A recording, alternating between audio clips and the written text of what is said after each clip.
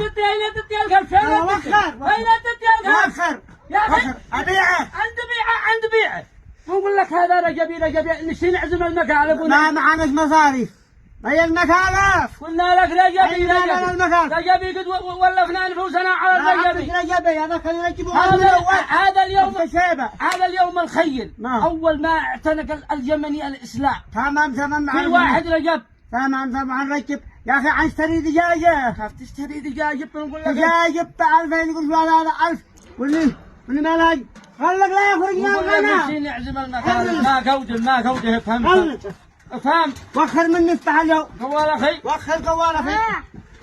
هي بدك شيء تركب انا قلت لك فكروا نضحي بالخبز ما هو هاتها بعدك يا اخي لا تقول جنى قرب اها اعزم على عمتي عمتي تجي بنعزمها ونفعل ورقه راعي نفعل ورقه ونبصمان نقول يا عم اقرا على عرضه ونخليها نفعل فيها تتنازل لنا بالصلبه بالصلبه ما رايك وهذا حل حج وبيع مسابح لكن هو ذا ولا يجوك على 5000 قرش هو ذا قلنا ما قدش وقت القسمة الحي ايش وقت القسمة خلينا انا نشتي مشي غير احنا نشتي المكالب كلهن نفعل لهن كلهن نبريهن برمو تعال ايوه عليهن جني عفري نضحي به ايوه عليهن جني عفري نضحي به بالحدث الكفش ولا اقول لك نجهز الورقة نقول يا خواتي نتكسر